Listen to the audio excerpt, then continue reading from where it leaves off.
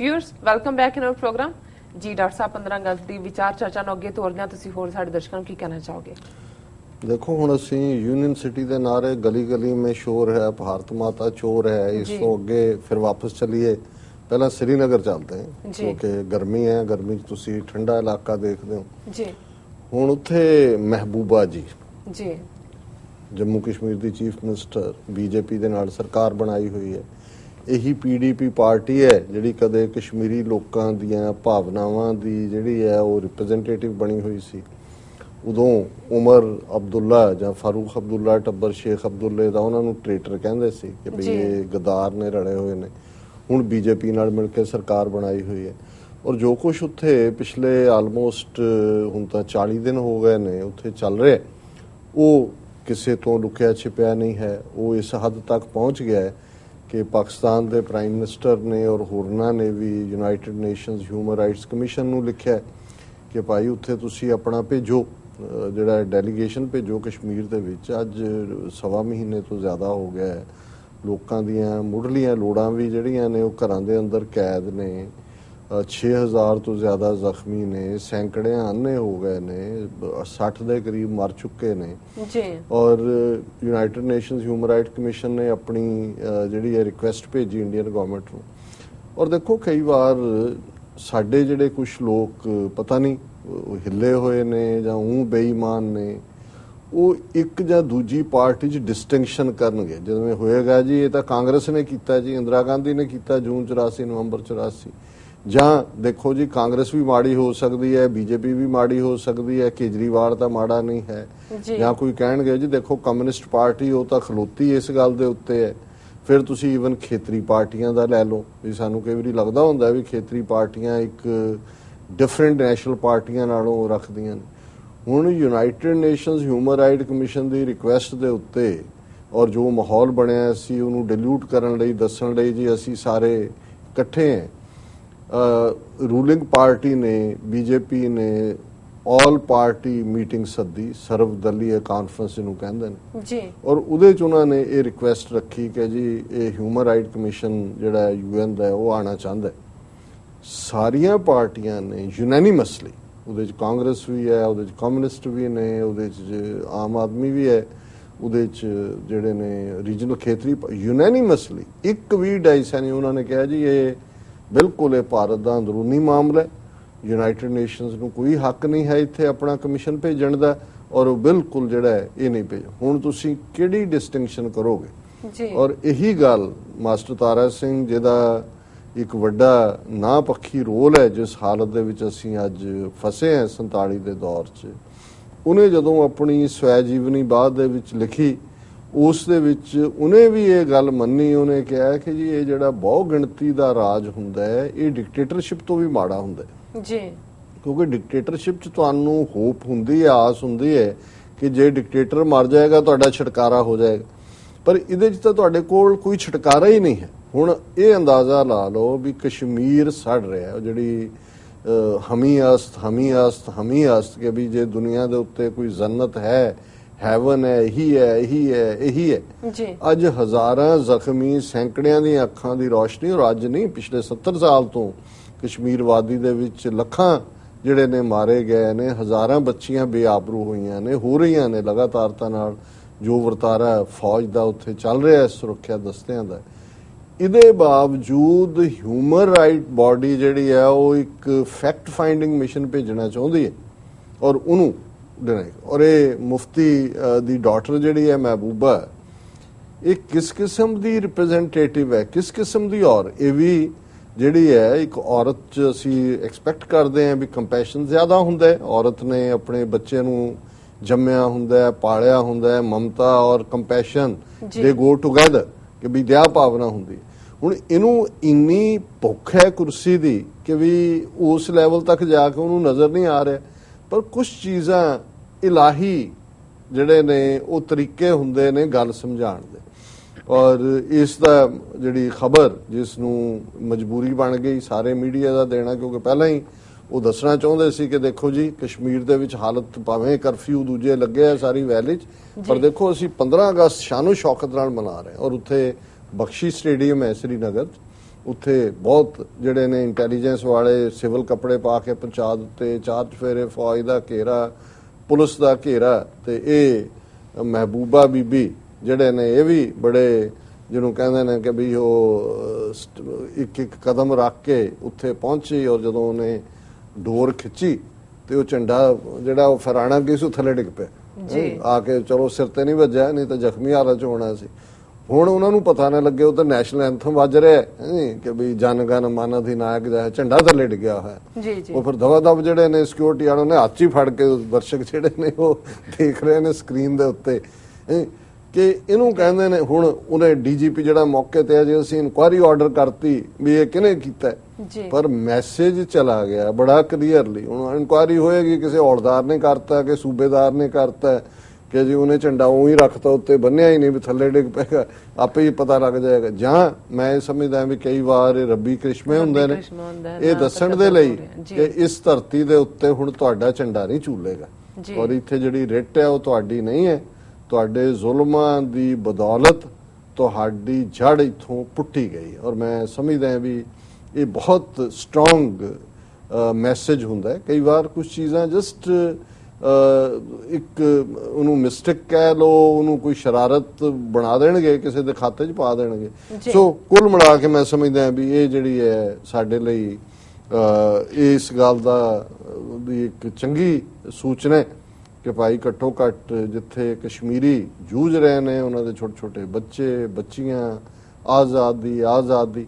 ਹੁਣ ਗੱਲ ਕੱਲੀ ਇਹ ਨਹੀਂ ਹੈ ਵੀ ਕਸ਼ਮੀਰ ਦੇ ਵਿੱਚ ਲੋਕਾਂ ਦੀ ਆਜ਼ਾਦੀ ਨੂੰ ਥ੍ਰੋਟਲ ਕੀਤਾ ਜੀ, ਔਰ ਇਸ ਹੱਦ ਤੱਕ ਜਾ ਕੇ ਉਹਨਾਂ ਨੇ ਕਿਵੇਂ ਲੋਕਾਂ ਦੇ ਮੁੱਢਲੇ ਹੱਕ। ਹੁਣ ਕਰਨਾਟਕਾ ਦੇ ਵਿੱਚ ਇੱਕ ਪ੍ਰਮੁੱਖ ਸ਼ਹਿਰ ਹੈ Bengaluru. Amnesty International world recognised body ਹੈ ਜੀ। ਐਮਨੈਸਟੀ ਇੰਟਰਨੈਸ਼ਨਲ ਨੇ ਬੰਗਲਾਰੂ ਦੇ ਵਿੱਚ ਇੱਕ ਫੰਕਸ਼ਨ ਦਾ ਜਿਹੜਾ ਆਰਗੇਨਾਈਜ਼ ਕੀਤਾ ਹੈ ਕਿ ਕਸ਼ਮੀਰੀਆਂ ਦੀ ਕਹਾਣੀ ਜਿਹੜੀ ਹੈ ਉਹ ਕਸ਼ਮੀਰੀਆਂ ਦੀ ਜ਼ਬਾਨੀ, ਕਿ ਵੀ ਉੱਥੇ ਕੀ ਹੋ ਰਿਹਾ, ਜਿਹੜੇ ਪਰਿਵਾਰ ਫਸੇ ਹੋਏ ਨੇ ਉਹਨਾਂ ਦਾ ਕੀ ਹੈ। ਔਰ ਉਹਦੇ 'ਚ ਉਹਨਾਂ ਨੇ ਸਿਰਫ ਇਹ ਨਹੀਂ ਵੀ ਉਹਨਾਂ ਨੂੰ ਈਵਨ ਜਿਹੜੇ ਕਸ਼ਮੀਰੀ ਪੰਡਤ ਉੱਥੋਂ ਵੈਲੀ 'ਚੋਂ ਕੱਢੇ ਗਏ ਜਾਂ ਆਪ ਨਿਕਲੇ, ਉਹਨਾਂ ਨੂੰ ਵੀ ਮੌਕਾ ਦਿੱਤਾ ਕਿ ਵੀ ਤੁਸੀਂ ਆਪਣਾ ਜਿਹੜਾ ਗੱਲ ਕਹੋ। ਸੋ ਕਸ਼ਮੀਰੀ ਪੰਡਤਾਂ ਨੇ ਤਾਂ ਆ ਕੇ ਫੌਜ ਨੂੰ ਔਰ ਪੁਲਿਸ ਦੀ ਬੜੀ ਸਰਾਹਨਾ ਕੀਤੀ। ਹੁਣ ਜਿਹੜੇ ਪਰਿਵਾਰ ਸਨ ਉਹਨਾਂ ਨੇ ਆਪਣੀ ਕਹਾਣੀ ਜਿਹੜੀ ਹੈ ਇਹ ਯੂਨਾਈਟਿਡ ਥਿਓਲੋਜੀਕਲ ਕਾਲਜ ਬੰਗਲਾਰੂ ਦੇ ਵਿੱਚ ਸੈਚਰਡੇ ਇਹ ਇਵੈਂਟ ਹੋਈ 15 ਅਗਸਤ ਵਾਲੇ ਦਿਨ, ਔਰ ਉਹਦੇ 'ਚ ਜਿਨ੍ਹਾਂ ਦੇ ਬੱਚੇ ਗਾਇਬ ਕਰ ਦਿੱਤੇ ਗਏ ਨੇ, ਡਿਸਅਪੀਅਰਡ ਬਾਈ ਦਾ ਆਰਮਡ ਫੋਰਸ, ਉਹ ਸ਼ਾਮਲ ਹੋਏ। ਔਰ ਜਿਹੜੇ ਪੈਨਲਿਸਟ ਸੀ ਉਹਨਾਂ ਦੇ ਵਿੱਚ ਜਰਨਲਿਸਟ ਸੀਮਾ ਮੁਸਤਫਾ ਤੇ ਫਾਰਮਰ ਜਰਨਲਿਸਟ ਆਰ.ਕੇ. ਮੱਟੂ।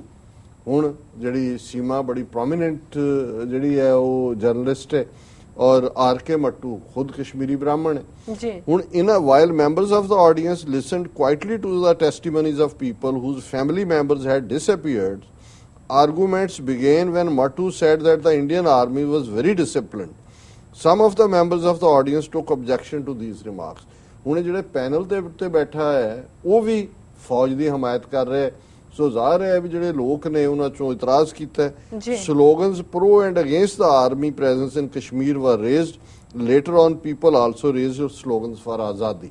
ਹੁਣ ਉਸ ਬੰਗਲਾਰੂ ਦੇ ਇਕੱਠ ਦੇ ਵਿੱਚ ਕਸ਼ਮੀਰੀਆਂ ਦੀ ਆਜ਼ਾਦੀ ਔਰ ਜਿਹੜੇ ਕਸ਼ਮੀਰੀ ਪੰਡਤ ਸੀ ਉਹ ਵਿਰੋਧ ਬੋਲਣ ਲੱਗ ਗਏ।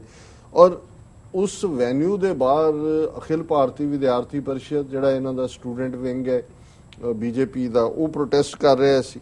ਲੇਕਿਨ ਚਲੋ ਇਹ ਵੀ ਸਮਝ ਆਈ ਕਿ ਵੀ ਉਹਨਾਂ ਨੇ ਪ੍ਰੋਟੈਸਟ ਕੀਤਾ ਜਾਂ ਅੰਦਰ ਲੋਕਾਂ ਨੇ ਕਸ਼ਮੀਰੀ ਪੰਡਤਾਂ ਨੇ ਆਪਣੀ ਕਹਾਣੀ ਕਹੀ। ਪਰ ਅੱਜ ਤੁਸੀਂ ਦੇਖੋ ਵੀ ਉੱਥੇ ਤੁਹਾਡੀ ਆਜ਼ਾਦੀ ਦਾ ਹਾਲ ਕੀ ਹੈ। ਅੱਜ Amnesty International booked for sedition and rioting over Kashmir event in Bengaluru ਜੀ, ਕਿ ਐਮਨੈਸਟੀ ਇੰਟਰਨੈਸ਼ਨਲ ਦੇ ਖਿਲਾਫ ਹੀ ਕੇਸ ਰਜਿਸਟਰ ਕਰ ਲਿਆ ਹੈ ਕਿ ਵੀ ਤੁਸੀਂ ਸੈਡੀਸ਼ਨ ਦੇਸ਼ ਧਰੋ ਰਾਈਟਿੰਗ ਦੰਗੇ ਫਸਾਦ ਕਰਾਣਾ। ਹੁਣ ਇਤੋਂ ਅੰਦਾਜ਼ਾ ਲਾ ਲਓ ਕਿ ਵੀ ਜਿਹੜੀ ਐਮਨੈਸਟੀ ਇੰਟਰਨੈਸ਼ਨਲ ਦੀਆਂ ਰਿਪੋਰਟਾਂ ਨੂੰ ਦੁਨੀਆ ਦੀਆਂ ਸਰਕਾਰਾਂ ਢੀਕਦੀਆਂ ਹੁੰਦੀਆਂ ਵੀ ਸਾਡੀ ਸਰਕਾਰ ਬਾਰੇ ਕੀ ਕਿਹਾ ਵੀ ਅਸੀਂ ਕਿੰਨੇ ਵਾਇਲਟ।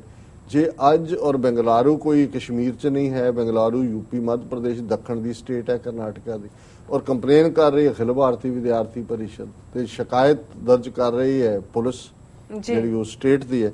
ਸੋ ਇਹਦੇ ਤੋਂ ਇਹ ਅੰਦਾਜ਼ਾ ਬਾਰ-ਬਾਰ, ਕਿਉਂਕਿ ਇਹ ਖਬਰਾਂ ਰੋਜ਼ ਕਿਸੇ ਨਾ ਕਿਸੇ ਫਾਰਮ ਚ ਆਉਂਦੀਆਂ ਨੇ, ਪਰ ਅਸੀਂ ਇਸ ਗੱਲ ਦੇ ਉੱਤੇ ਹੀ ਜਿਹੜਾ ਉਹ ਫੋਕਸ ਰੱਖਣਾ ਚਾਹੁੰਦੇ ਹਾਂ ਕਿ ਬਈ ਅੱਜ ਭਾਰਤ ਚ ਕਸ਼ਮੀਰ ਤੋਂ ਕੰਨਿਆ ਕੁਮਾਰੀ ਤੱਕ, ਹੁਣ ਕੰਨਿਆ ਕੁਮਾਰੀ ਉੱਥੋਂ ਬਹੁਤੀ ਦੂਰ ਨਹੀਂ ਹੈ, ਕਰਨਾਟਕਾ ਤੁਸੀਂ ਪਹੁੰਚ ਜਾਓ ਦੱਖਣ ਸ਼ੁਰੂ ਹੋ ਜਾਂਦਾ ਹੈ, ਕੰਨਿਆ ਕੁਮਾਰੀ ਕੇਰਲਾ ਚ ਹੈ, ਨਾਲ ਦੇ ਨਾਲ ਉਹਦਾ ਸੀ ਸ਼ੋਰ ਲੱਗਣਾ ਸ਼ੁਰੂ ਹੋ ਜਾਂਦਾ ਹੈ। ਸੋ ਕੁੱਲ ਮਿਲਾ ਕੇ ਇਹ ਹਾਲਤ। ਔਰ ਦੂਸਰੇ ਪਾਸੇ ਜਿਹੜੀ ਹਕੂਮਤ ਆਪਣੇ ਮੁਲਕ ਦੇ ਵਿੱਚ ਘੱਟ ਗਿਣਤੀਆਂ ਦੀ ਆਵਾਜ਼ ਨੂੰ ਕੁਚਲ ਰਹੀ ਹੈ, ਫਰੀडम ਆਫ ਐਕਸਪ੍ਰੈਸ਼ਨ ਨੂੰ ਕੁਚਲ ਰਹੀ ਹੈ, ਐਮਨੈਸਟੀ ਇੰਟਰਨੈਸ਼ਨਲ ਨੂੰ ਦੇਸ਼ ਧਰੋਹੀ ਬਣਾ ਦਿੱਤਾ ਹੈ, ਹੁਣ ਉਹਦਾ ਪ੍ਰਾਈਮ ਮਿਨਿਸਟਰ ਜਿਹੜਾ ਉਹ ਦਿੱਲੀ ਦੇ ਉਸ ਲਾਲ ਕਿਲੇ ਦੀ ਫਸੀਲ ਤੋਂ, ਲਾਲ ਕਿਲੇ ਦੇ ਉੱਤੇ ਖਲੋ ਕੇ ਜਿਹੜੀ ਉਹਨੇ ਤਕਰੀਰ ਕੀਤੀ, ਮੇਰੇ ਪ੍ਰਿਯ ਦੇਸ਼ ਬੰਧੂਓ, ਦੇਸ਼ ਵਾਸੀਓ, ਹੁਣ ਉਹਦੇ ਚ ਲੰਬੀ ਚੌੜੀ ਹੈ। ਮੈਂ ਪਹਿਲਾਂ ਸਾਰਾ ਟੈਕਸਟ ਉਹਦਾ ਕੱਢ ਲਿਆ ਸੀ, ਮੈਨੂੰ ਸੀ ਕਿ ਵੀ ਮੈਂ ਪੁਆਇੰਟ ਵਾਈਜ਼, ਫਿਰ ਮੈਨੂੰ ਲੱਗਾ ਕਿ ਵੀ ਇਹ ਇਹਨਾਂ ਦੇ ਨੈਗੇਟਿਵ ਪ੍ਰੋਪੇਗੈਂਡੇ ਨੂੰ ਹੀ ਪ੍ਰੋਪੇਗੇਟ ਕਰਨ ਵਾਲੀ ਗੱਲ ਹੈ,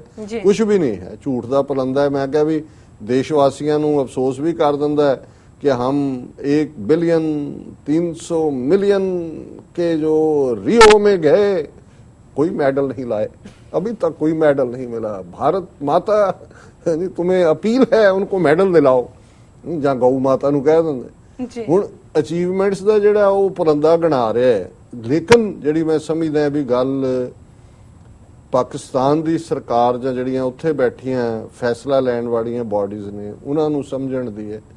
ਔਰ ਇਹ ਗੱਲ ਮੈਂ ਬਹੁਤ ਪਹਿਲਾਂ ਇੱਥੇ ਪਾਕਿਸਤਾਨ ਦੇ ਲਾਅ ਮਿਨਿਸਟਰ ਅਫਜ਼ਲ ਹੈਦਰ ਆਏ, ਉਹਨਾਂ ਦੇ ਨਾਲ ਮੈਨੂੰ ਜਿਹੜਾ ਉਹ ਮੌਕਾ ਬਣਿਆ ਕੁਝ ਥਾਵਾਂ ਦੇ ਉੱਤੇ ਜੁਆਇੰਟ ਐਡਰੈਸ ਕਰਨ ਦਾ।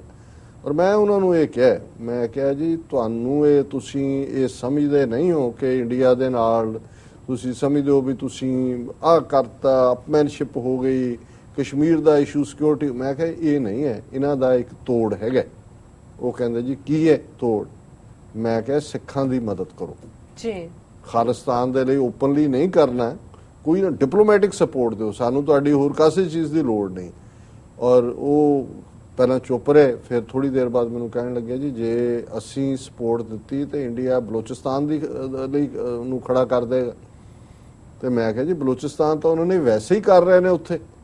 ਕਹਿੰਦੇ ਜੀ ਨਹੀਂ ਇਹ ਸਾਡੀ।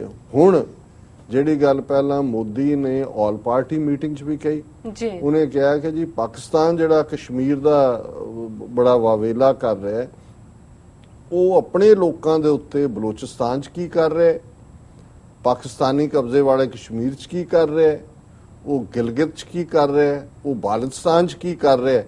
ਔਰ ਅਸੀਂ ਜਿਹੜਾ ਉਹ ਕਹਿੰਦੇ ਆ ਕਿ ਵੀ ਪਹਿਲਾਂ ਆਪਣੇ ਲੋਕਾਂ ਦੇ ਉੱਤੇ ਜਿਹੜੇ ਤੁਸੀਂ ਜ਼ੁਲਮ ਕਰ ਰਹੇ ਹੋ ਉਹ ਬੰਦ ਕਰੋ। ਜਿਉਂ ਹੀ ਉਹਦੀ ਸਟੇਟਮੈਂਟ ਆਈ ਨਾਲ ਦੀ ਨਾਲ ਹੁਣ ਇਸ ਵੇਲੇ ਬਲੋਚਿਸਤਾਨ ਜਾਂ ਦੂਜੇ ਉੱਥੇ ਜਿੰਨੀਆਂ ਸਾਰੇ ਉੱਥੇ ਟੋਟਰੂਜੇ ਖੜੇ ਕੀਤੇ ਹੋਏ ਨੇ ਉਹ ਇੰਡੀਅਨ ਇੰਟੈਲੀਜੈਂਸ ਏਜੰਸੀਆਂ ਦਾ ਕੰਮ ਹੈ। ਔਰ ਇਹ ਗੱਲ even major lieutenant general Indian army ਦਾ ਇੱਕ ਬਖਸ਼ੀ ਨਾਂ ਦਾ ਜਿਹੜਾ ਮਦਰਾਸ ਯੂਨੀਵਰਸਿਟੀ 'ਚ ਬੋਲਣ ਗਿਆ ਹੈ, ਉੱਥੇ ਸ਼ਾਇਦ IIT ਹੈ, ਔਰ ਉਹਦਾ ਇੱਕ ਸਟੂਡੈਂਟ ਨੇ ਪ੍ਰੋਟੈਸਟ ਵੀ ਕੀਤਾ। ਉਹਦੇ 'ਚ ਉਹਨੇ ਕਿਹਾ ਕਿ ਜੀ ਅਸੀਂ ਚੈਨ ਨਾਲ ਨਹੀਂ ਸੌਂ ਸਕਦੇ ਜਦੋਂ ਤੱਕ, ਉਹਨੇ ਕਿਹਾ ਜੀ ਸਾਡੀ ਜਨਰੇਸ਼ਨ ਨੇ ਪਾਕਿਸਤਾਨ ਨੂੰ 2 ਹਿੱਸਿਆਂ 'ਚ ਵੰਡਿਆ, ਪਾਕਿਸਤਾਨ ਔਰ ਬੰਗਲਾਦੇਸ਼, ਔਰ ਤੁਹਾਡੀ ਜਨਰੇਸ਼ਨ ਦੇ ਜ਼ਿੰਮੇ ਹੈ ਵੀ ਤੁਸੀਂ ਪਾਕਿਸਤਾਨ ਨੂੰ 4 ਹਿੱਸਿਆਂ 'ਚ ਤੋੜੋ। ਮਤਲਬ ਇਹ ਹੈ ਸਿੰਧ ਵੀ ਤੋੜੋ, ਬਲੋਚਿਸਤਾਨ ਵੀ ਤੋੜੋ, ਖੈਬਰ ਪਖਤੂਨਵਾ ਤੋੜੋ, ਪੰਜਾਬ ਚਾਰੇ ਪਾਸੇ, ਫੇਰ ਹੀ ਤੁਸੀਂ ਚੈਨ ਦੇ ਨਾਲ ਬੈਠ ਸਕਦੇ ਹੋ। ਇਹਦੇ ਲਈ ਜੇ ਨਿਊਕਲੀਅਰ ਵੀ ਵਰਤਣਾ ਪੈਂਦਾ ਵਰਤੋ। ਹੁਣ ਇਹ ਉਹ ਬਖਸ਼ੀ ਮਦਰਾਸ 'ਚ ਕਹਿ ਰਿਹਾ ਜੀ। ਇਧਰ ਮੋਦੀ ਨੇ ਜੋ ਹੀ ਬਲੋਚਿਸਤਾਨ ਦਾ ਇਸ਼ੂ ਟੱਚ ਕੀਤਾ, ਔਰ ਜਦੋਂ ਮੈਂ ਉਹਦੀ ਸਪੀਚ ਜਿਹੜੀ ਐਵੇਂ ਗਪੌੜ ਹੈ ਉਹਦੇ 'ਚ ਇੱਕ ਗੱਲ ਜਿਹੜੀ ਮੈਨੂੰ ਲੱਗੀ ਕਿ ਵੀ ਮੈਂ ਜ਼ਰੂਰ ਸਾਂਝੀ ਕਰਾਂ, ਔਰ ਖਾਸ ਤੌਰ ਤੇ ਪਾਕਿਸਤਾਨ ਦੇ ਪਾਲਿਸੀ ਮੇਕਰਸ ਔਰ ਡਿਸੀਜਨਸ ਮੇਕਰਸ ਦੇ ਲਈ, ਕਿ ਉਸ ਸਪੀਚ ਹੁਣ ਜੋ ਹੀ ਉਹਨੇ ਮੈਂਸ਼ਨ ਕੀਤਾ ਜਿਹੜੇ ਜਾਲੀ ਕਿਸਮ ਦੇ ਇਹਨਾਂ ਨੇ ਲੋਕ ਖੜੇ ਕੀਤੇ ਹੋਏ ਨੇ ਬਲੋਚਾਂ ਦੇ ਜਾਂ ਦੂਸਰਿਆਂ ਦੇ, ਉਹਨਾਂ ਨੇ ਥੈਂਕ ਯੂ ਕਰ ਦਿੱਤਾ ਮੋਦੀ ਦਾ। ਉਹਨੇ ਕਿਹਾ ਜੀ ਬਹੁਤ ਸ਼ੁਕਰੀਆ, ਤੁਸੀਂ ਸਾਡੀ ਹਮਾਇਤ ਕਰ ਰਹੇ ਹੋ ਔਰ ਤੁਸੀਂ ਸਾਡੀ ਇਵੇਂ ਹੀ ਮਦਦ ਕਰੋ ਜਿਵੇਂ ਤੁਸੀਂ ਮੁਕਤੀ ਵਾਹਿਨੀ ਦੀ ਕੀਤੀ ਸੀ। ਹੁਣ ਆਪਣੇ ਉਸ ਧੰਨਵਾਦ ਨੂੰ ਲੈ ਕੇ ਫਿਰ ਮੋਦੀ ਨੇ ਜਿਹੜਾ ਲਾਲ ਕਿਲੇ ਤੋਂ ਐਡਰੈਸ ਕੀਤਾ, ਮੋਦੀ ਨੇ ਕਿਹਾ ਕਿ ਜੀ ਦੇਖੋ ਹमें हमारा शुक्रिया अदा कर रहे हैं। और फिर उन्हें पाकिस्तान को कहा कि जी तुसी ना। सो ਜ਼ਾਹਰ है कि इंडिया ने खुल के, और इस तो पहला एक राह दा वड्डा ਸਪਾਈ ਜਿਹੜਾ ਬਲੋਚਿਸਤਾਨ 'ਚ ਫੜਿਆ ਗਿਆ ਸੀ ਜੀ ਅਜੇ ਵੀ ਉਹਨਾਂ ਦੇ ਕਬਜ਼ੇ 'ਚ ਹੈ ਔਰ ਸਾਹਮਣੇ ਆਇਆ ਸੀ ਕਿ ਕਿੰਨੀ ਵੱਡੀ ਉਹਨੇ ਰਿੰਗ ਬਲੋਚਿਸਤਾਨ 'ਚ ਰॉ ਨੇ ਫੈਲਾਈ ਹੋਈ ਹੈ ਔਰ ਕੀ ਉੱਥੇ ਕਰ ਰਹੇ ਨੇ। ਆ ਜਿਹੜੇ ਬਹੁਤ ਸਾਰੇ ਬੰਬ ਧਮਾਕੇ ਵੀ ਪਾਕਿਸਤਾਨ 'ਚ ਹੋ ਰਹੇ ਨੇ, ਕੋਈ ਹਸਪਤਾਲ 'ਚ ਹੋ ਗਿਆ ਜਿੱਥੇ ਕੋਟੇ ਦੇ ਵਿੱਚ ਵਕੀਲ ਮਰ ਗਏ, ਕਿੰਨੇ ਸਾਰੇ ਜਰਨਲਿਸਟ ਜੀ ਔਰ ਇਹ ਜਿਹੜੀ ਸਾਰੀ ਹੈ ਇੰਡੀਆ ਖੁੱਲ ਕੇ ਇਹਨਾਂ ਦੀ ਹਮਾਇਤ ਹੈ। ਅਗਰ ਮੇਰਾ ਖਿਆਲ ਹੈ ਵੀ ਜੇ ਪਾਕਿਸਤਾਨ ਦੇ ਵਿੱਚ ਕਿਉਂਕਿ ਮੈਨੂੰ ਨਹੀਂ ਲੱਗਦਾ ਕਿ ਵੀ ਉਹਨਾਂ 'ਚੋਂ ਬਹੁਤਿਆਂ ਨੂੰ ਅਜੇ ਵੀ ਜੇ ਉਹਨਾਂ 'ਚ ਕੋਈ ਨਰਵ ਹੈ ਬਚੀ ਹੋਈ ਅਣਖਵਾੜੀ ਤਾਂ ਫਿਰ ਉਹਨਾਂ ਨੂੰ ਖੁੱਲ ਕੇ ਜਿੱਥੇ ਕਸ਼ਮੀਰ ਦੀ ਸਪੋਰਟ ਜਿਹੜੀ ਹੈ ਉਹ ਦਬੇ। ਹੁਣ ਠੀਕ ਹੈ ਉਹਨਾਂ ਨੇ 14 ਅਗਸਤ ਪਾਕਿਸਤਾਨ ਦਾ ਆਜ਼ਾਦੀ ਦਿਨ ਹੁੰਦਾ, ਉਹਨੂੰ ਯੌਮੇ ਆਜ਼ਾਦੀ ਕਹਿੰਦੇ ਨੇ ਜੀ। ਐਤਕੀ ਨਵਾਜ਼ ਸ਼ਰੀਫ ਨੇ ਕਿਹਾ ਕਿ ਜੀ ਇਹ ਜਿਹੜਾ ਅਸੀਂ ਐਤਕੀ ਦਾ ਯੌਮੇ ਆਜ਼ਾਦੀ ਹੈ ਉਹ ਅਸੀਂ ਕਸ਼ਮੀਰੀਆਂ ਦੇ ਨਾਂ ਕਰਦੇ ਹਾਂ। ਬਹੁਤ ਚੰਗੀ ਗੱਲ ਹੈ, ਪਰ ਮੈਂ ਸਮਝਦਾ ਵੀ ਇਹ ਹੁਣ ਨਾਂ ਨੂੰ ਕਰਨ ਨਾਲੋਂ ਗੱਲ ਅੱਗੇ ਵੱਧ ਗਈ ਹੈ ਔਰ ਉਹਨਾਂ ਨੂੰ ਖੁੱਲ ਕੇ ਔਰ ਪਾਕਿਸਤਾਨ ਦੇ ਵਿੱਚ ਸਿੱਖ ਰਹਿੰਦੇ ਨੇ ਔਰ ਉਹ ਸਿੱਖ ਖਾਲਿਸਤਾਨ ਦੇ ਹਮਾਇਤੀ ਨੇ, ਪੰਜਾਬ ਨਾਲ ਜੁੜੇ ਹੋਏ ਨੇ, ਨਨਕਾਣਾ ਸਾਹਿਬ ਨਾਲ ਜੁੜੇ ਹੋਏ ਨੇ।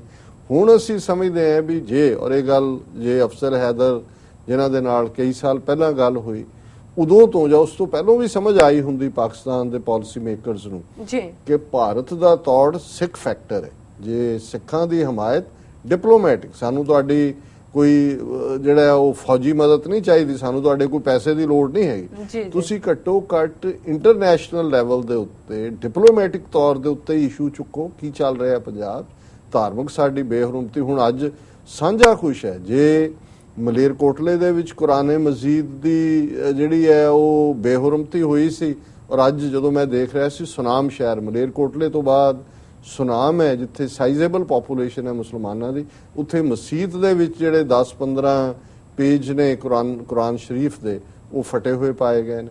ਹੁਣ ਗੁਰੂ ਗ੍ਰੰਥ ਸਾਹਿਬ ਦੀ ਬੇਅਦਬੀ ਦੀਆਂ ਘਟਨਾਵਾਂ ਜਿਹੜਾ ਉਹ 1 ਜੂਨ 2015 ਤੋਂ ਚੱਲ ਰਹੀਆਂ। ਸੋ ਇਹ ਗੱਲ ਸਾਡੇ ਐਕਟਿਵਿਸਟ ਨੂੰ ਵੀ ਸਮਝਣ ਦੀ ਲੋੜ ਹੈ, ਸਿੱਖਾਂ ਨੂੰ ਵੀ, ਕਿ ਭਾਈ ਇਨ ਦਾ ਐਂਡ ਆਫ ਦਾ ਡੇ ਸਾਡੀਆਂ ਬਹੁਤ ਸਾਰੀ ਡੈਸਟੀਨੀ ਜਿਹੜੀ ਹੈ ਉਹ ਟੁਗੇਦਰਨੈਸ 'ਚ ਹੈ। ਔਰ ਇਹ ਗੱਲ ਅਸੀਂ ਰਿਪੀਟਡਲੀ ਕਹਿ ਰਹੇ ਹਾਂ, ਬਹੁਤ ਸਾਰੇ ਵੀਰ ਸਾਨੂੰ ਮਿਲੇ ਨਿਊਯਾਰਕ ਗੁਰਦੁਆਰਾ ਸਾਹਿਬ ਵੀ, ਦਲਿਤ ਭਾਈਚਾਰੇ ਨਾਲ ਸੰਬੰਧਿਤ ਵੀ, ਉਹਨਾਂ ਨੇ ਤਾਰੀਫ ਕੀਤੀ ਕਿ ਤੁਹਾਡੀਆਂ ਲਿਖਤਾਂ ਔਰ ਤੁਹਾਡੇ ਜਿਹੜੇ ਪ੍ਰੋਗਰਾਮ ਨੇ ਜਿਵੇਂ ਤੁਸੀਂ ਫੋਕਸਡ ਹੋ, ਤੁਸੀਂ ਸਾਡੀ ਹਮਾਇਤ। ਮੈਂ ਕਿਹਾ ਜੀ ਮੈਂ ਕੋਈ ਆਸਾਨ ਨਹੀਂ ਕਰਦਾ, ਨਾ ਹੀ ਮੈਂ ਕੋਈ ਦਲਿਤ ਜਾਂ ਕਿਸੇ ਦੀਆਂ ਵੋਟਾਂ ਲੈਣੀਆਂ ਨੇ ਵੀ ਉੱਥੇ ਤਾਂ ਸਿਆਸਤਦਾਨਾਂ ਦਾ ਐਂਗਲ। ਮੈਂ ਕਿਹਾ ਵੀ ਮੈਂ ਜੈਨੂਅਲੀ ਬਿਲੀਵ ਕਰਦਾ ਕਿ ਵੀ ਜੇ ਹਿੰਦੂਤਵਾ ਦੇ ਇਸ ਰਾਖਸ਼ ਨੂੰ ਕੋਈ ਰੋਕ ਸਕਦਾ ਤੇ ਇਹ ਕੰਬੀਨੇਸ਼ਨ ਹੈ ਦਲਿਤ, ਸਿੱਖ, ਮੁਸਲਮਾਨ, ਈਸਾਈ ਜੇ ਖਲੋ ਜਾਣ। ਔਰ ਮੈਂ ਕਿਹਾ ਫਗਵਾੜੇ ਦੇ ਵਿੱਚ ਉਹਦਾ ਰੋਲ ਮਾਡਲ ਦੱਸ ਦਿੱਤਾ ਹੈ ਕਿ ਭਾਈ ਜਦੋਂ ਇਹ ਚਾਰੋਂ ਇਕੱਠੇ ਹੋਏ ਹਿੰਦੂ ਸ਼ਿਵ ਸੈਨਿਕ ਲੱਭੇ ਨਹੀਂ ਹੈਗੇ। ਸੋ ਇਹ ਮੈਂ ਕਿਹਾ ਵੀ ਮੈਂ ਜੈਨੂਅਲੀ ਬਿਲੀਵ ਕਰਦਾ ਕਿ Dalit Sikhs of the Dalits, by the Dalit, for the Dalit. So ਇਸੇ ਤਰ੍ਹਾਂ ਇਹ ਅੱਜ ਪਾਕਿਸਤਾਨ ਨੂੰ ਇਹ ਸਮਝਣ ਦੀ ਲੋੜ ਹੈ ਕਿ ਹੁਣ ਜੇ ਇੱਥੋਂ ਤੱਕ ਪ੍ਰਾਈਮ ਮਿਨਿਸਟਰ ਲਾਲ ਕਿਲੇ ਤੋਂ ਆਪਣੇ ਅਦਰਵਾਈਜ਼ ਹਕੂਮਤਾਂ ਇੱਕ ਦੂਜੇ ਦੇਸ਼ਾਂ 'ਚ ਗੜਬੜ ਕਰਵਾਉਂਦੀਆਂ ਨੇ, ਉਹਨਾਂ ਦੀਆਂ ਮੂਵਮੈਂਟਸ ਨੂੰ ਸਪੋਰਟ ਕਰਦੀਆਂ, ਇਹ ਦੋਨੋਂ ਪਾਸੇ ਹੀ ਹੁੰਦਾ, ਇਹ ਨਹੀਂ ਹੈ। ਲੇਕਿਨ ਜੇ ਅੱਜ ਆਲ ਪਾਰਟੀ ਮੀਟਿੰਗ 'ਚ ਔਰ ਲਾਲ ਕਿਲੇ ਦੇ ਉੱਤੋਂ ਪ੍ਰਧਾਨ ਮੰਤਰੀ ਜਿਹੜਾ ਬਲੋਚਿਸਤਾਨ ਤੇ ਪਾਕਿਸਤਾਨ ਆਕੂਪਾਈਡ ਕਸ਼ਮੀਰ ਔਰ ਗਿਲਗਿਤ ਬਾਲਸਤਾਨ ਦੀ ਗੱਲ ਕਰ ਰਿਹਾ, ਗਿਲਗਿਤ 'ਚ ਵੀ ਉਹਨਾਂ ਨੇ ਗੜਬੜ ਖੜੀ ਕੀਤੀ ਹੋਈ ਹੈ। ਮੈਂ 2 ਦਿਨ ਪਹਿਲਾਂ ਦੇਖ ਰਿਹਾ ਸੀ ਜੀ ਸਿਵਲੀਅਨ ਹੁਣ ਉੱਥੇ ਕੀ ਹੈ, $360 ਬਿਲੀਅਨ ਦੀ ਕਾਸਟ ਦੇ ਨਾਲ ਜਿਹੜਾ ਚਾਈਨਾ ਕੋਰਾਕੋਰਮ ਹਾਈਵੇ ਬਣਾ ਰਿਹਾ ਹੈ, ਇਕਨੋਮਿਕਲ ਕੋਰੀਡੋਰ ਜਿਹਨੂੰ ਕਿਹਾ ਜਾਂਦਾ ਹੈ, ਉਹ ਗਿਲਗਿਤ 'ਚੋਂ ਗੁਜ਼ਰਦਾ ਔਰ ਇਹ ਦੋਨਾਂ ਮੁਲਕਾਂ ਨੂੰ ਸਟਰੋਂਗ ਕਰਦਾ।